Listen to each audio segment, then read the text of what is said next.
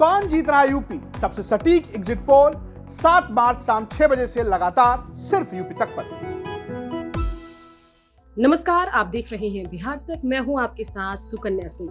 5 राज्य में होने वाले विधानसभा चुनाव अपने आखिरी पड़ाव पर है और इन सब के बीच चुनाव आयोग ने अब बिहार में 24 सीटों पर होने वाले विधान परिषद चुनाव के लिए तारीखों का ऐलान कर दिया है। बता दें, विधान परिषद चुनाव के लिए 9 मार्च को अधिसूचना जारी होगी। 16 मार्च तक नामांकन किया जाएगा। 17 मार्च तक उम्मीदवारों के पर्चों की जांच होगी।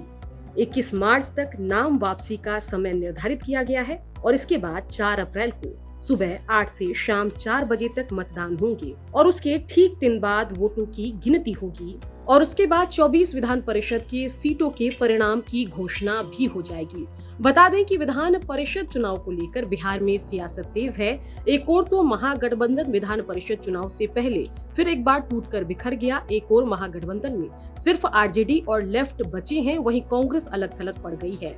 इसके अलावा एनडीए खेमे की अगर हम बात करें तो एनडीए ने भी अपने सीट शेयरिंग का फॉर्मूला फाइनल कर लिया है। बता दें कि इस फॉर्मूले के तहत बीजेपी जेडीयू 12-12 सीटों पर अपने कैंडिडेट देगी।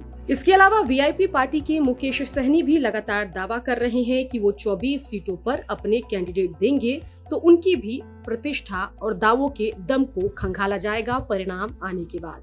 बता दें कि जो 24 सीट विधान परिषद चुनाव की खाली हुई है, उन सीटों की अगर बात की जाए तो पटना, नालंदा, गया, औरंगाबाद, नवादा, भोजपुर, रोहतास, कैमूर, सारण, सीवान, गोपालगंज, पश्चिम चंपारण, पूर्वी चंपारण, मुजफ्फरपुर, वैशाली, सीतामढ़ी, शिवहर, दरभंगा, समस्तीपुर, मुंगेर, जमुई, लखीसराय, शेखपुरा, बेगूसराय, खगड़िया, सासाराम, मधेपुरा, सुपौल, भागलपुर, बांका, मधुबनी, पूर्णिया, अररिया, किशनगंज और कटिहार सीट शामिल है। तो चलिए, चुनाव आयोग ने विधान परिषद की 24 खाली सीटों के लिए तारीखों का ऐलान तो कर दिया है। ये भी बता दिया है कि नतीजे आखिर किस दिन आएंगे, लेकिन इन सब के बीच जो पॉलिटिकल पार्टी है उन्होंने भी अपनी कमर कसनी शुरू कर दी है।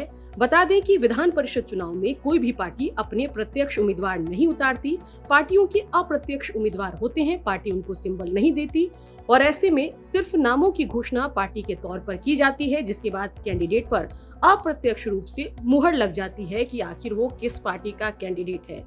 अब देखना होगा कि इस 24 सीटों पर नतीजे क्या कुछ आते हैं और जब नतीजे आते हैं तो आखिर किसकी जीत तय होती है और राज्यसभा कौन कौन चुनकर जाते हैं इन 24 सीटों पर और कौन सी पार्टी को वो रिप्रेजेंट करते हैं।